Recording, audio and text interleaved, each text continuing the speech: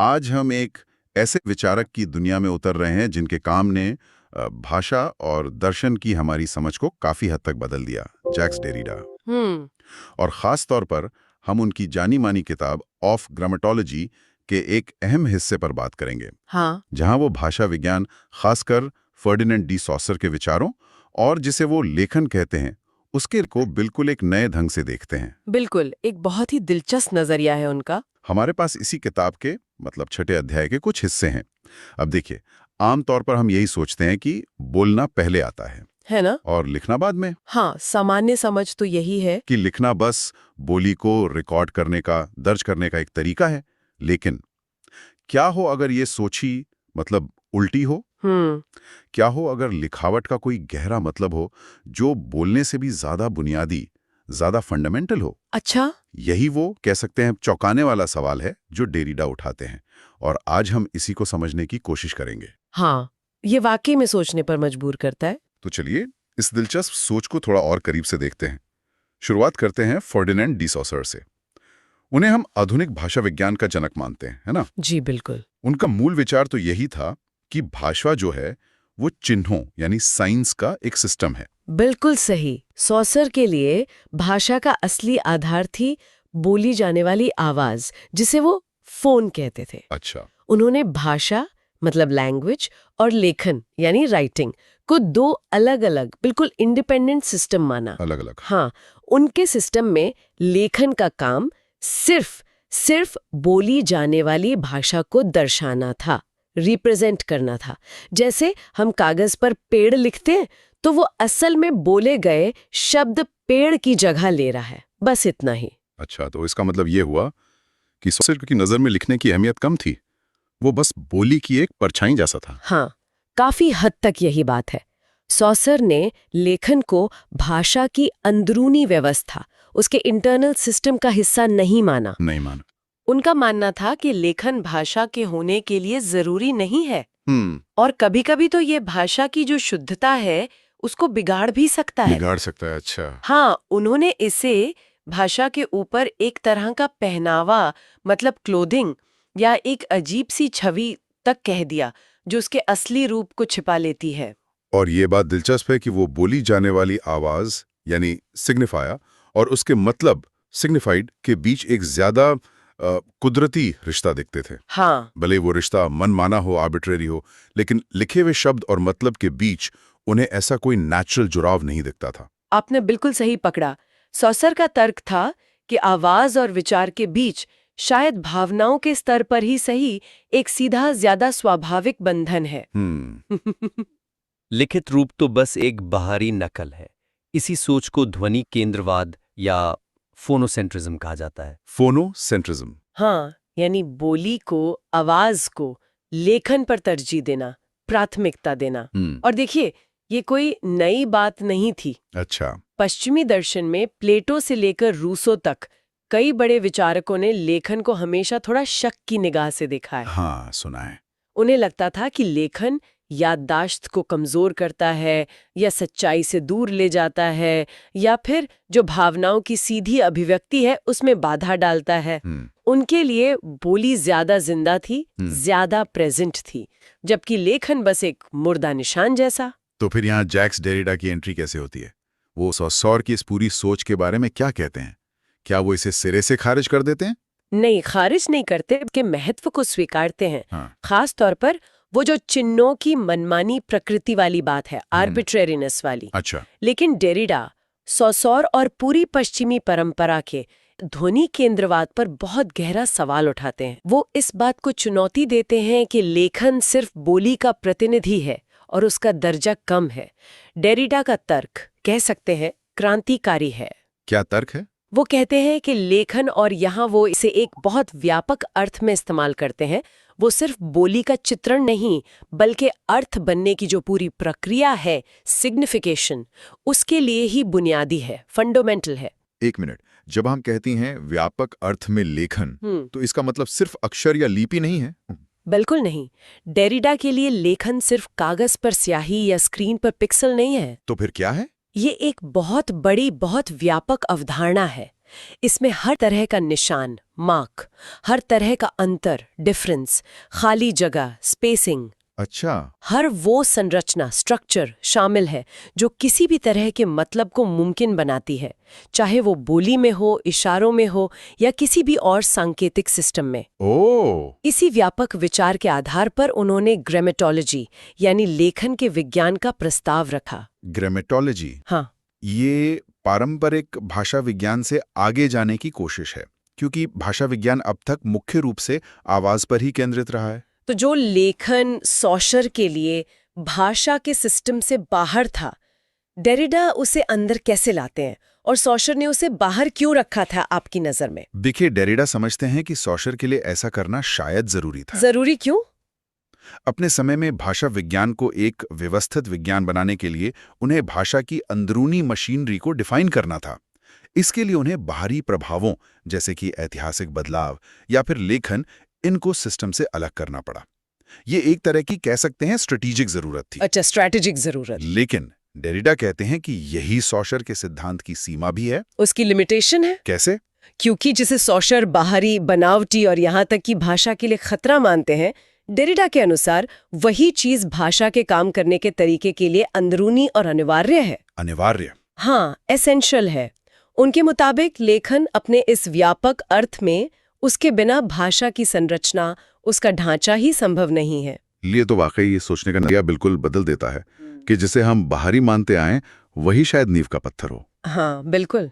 तो डेरिडा के इस व्यापक लेखन को और समझने के लिए उनके कुछ खास विचार क्या हैं? क्योंकि ये सुनने में अब भी थोड़ा मुश्किल सा लग रहा है। हाँ, ये डेरिडा के दर्शन के सबसे गहरे और शायद सबसे चुनौतीपूर्ण हिस्सों में से है, पर बहुत महत्वपूर्ण है। कुछ खास कॉन्सेप्ट्स यहाँ काम आते हैं। जैसे? पहली है ट्रेस। ट्रेस का मतलब है एक तरह का अवशिष्ट निशान, एक छाप या कह लीजिए अंतर का तत्व। ट्रेस। हाँ, ये किसी भी चिन्ह को उसका मतलब देता है, लेकिन खुद कभी पूरी तरह मौजूद नहीं होता। मतलब?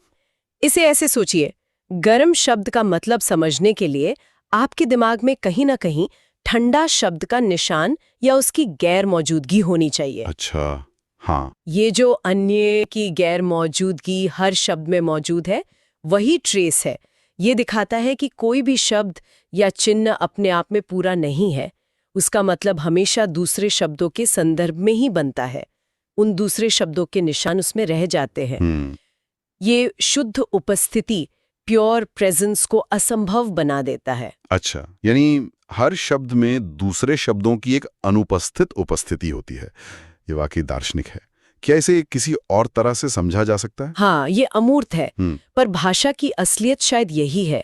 जब आप कोई शब्द सुनते या पढ़ते हैं तो उसका पूरा मतलब एक बार में वहीं पर मौजूद नहीं होता। ठीक है। उसका मतलब इस बात पर टिका है कि वो सिस्टम के दूसरे शब्दों से कैसे अलग है, और उन दूसरे शब्दों का मतलब भी इसी तरह दूसरों पर टिका है।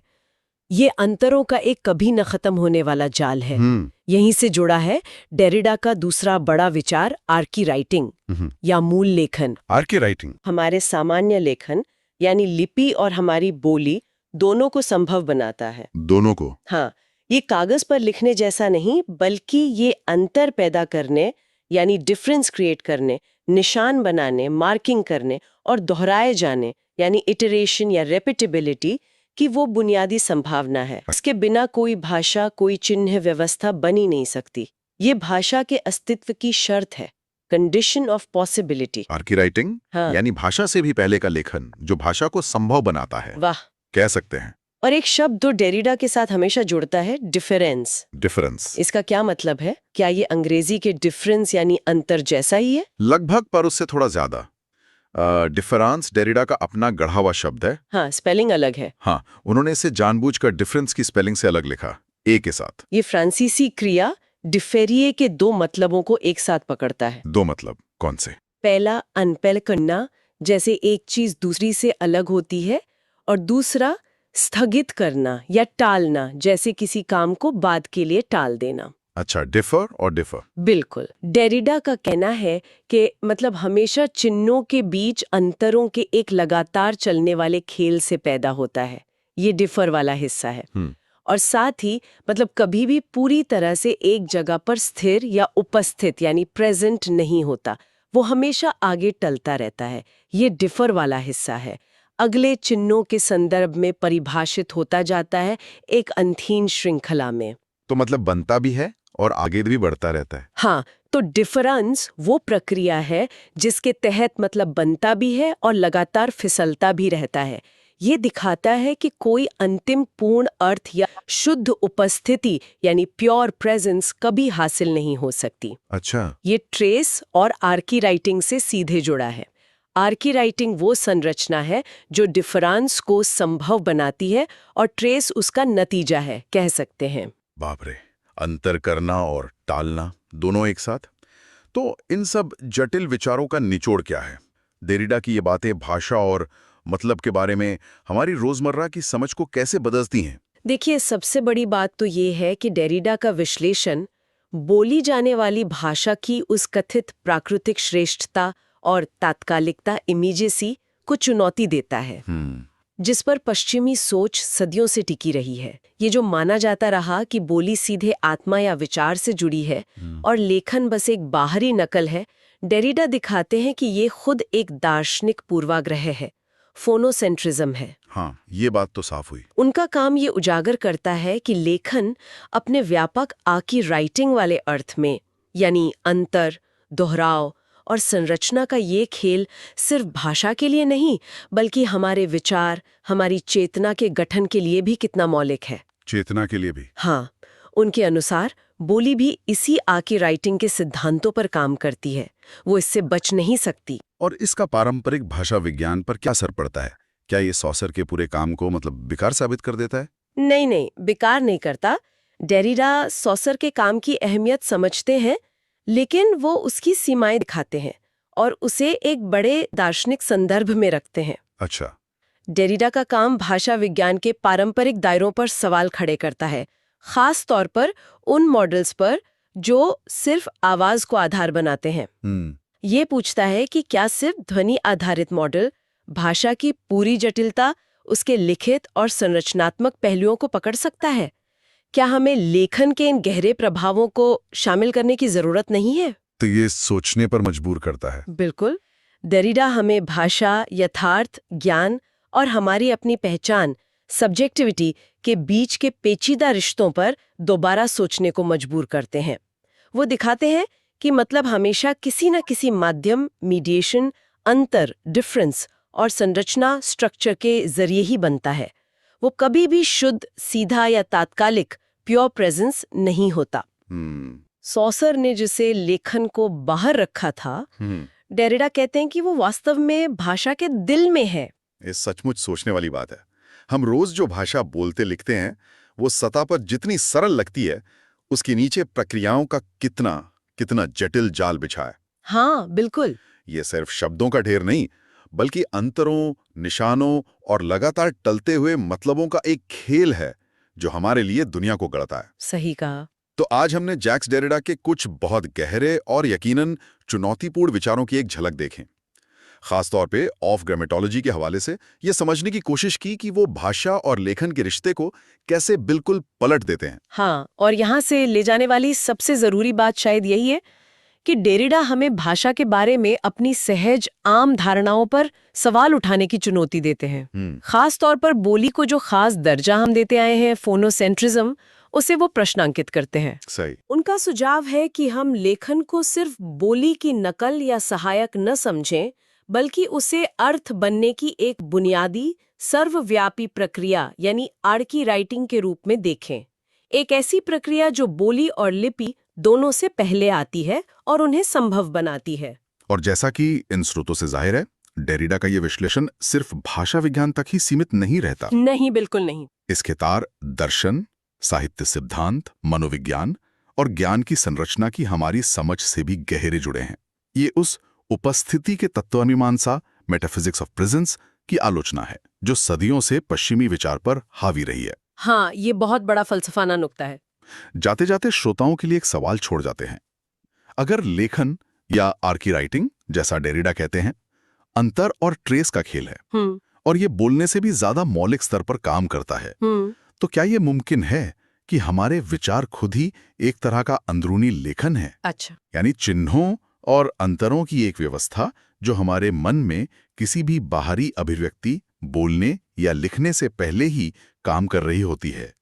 क्या सोचना खुद में एक तरह का आर्की राइटिंग है? इस संभावना पर गौर कीजिएगा। बहुत दिलचस्प सवाल है ये, सोचने लायक।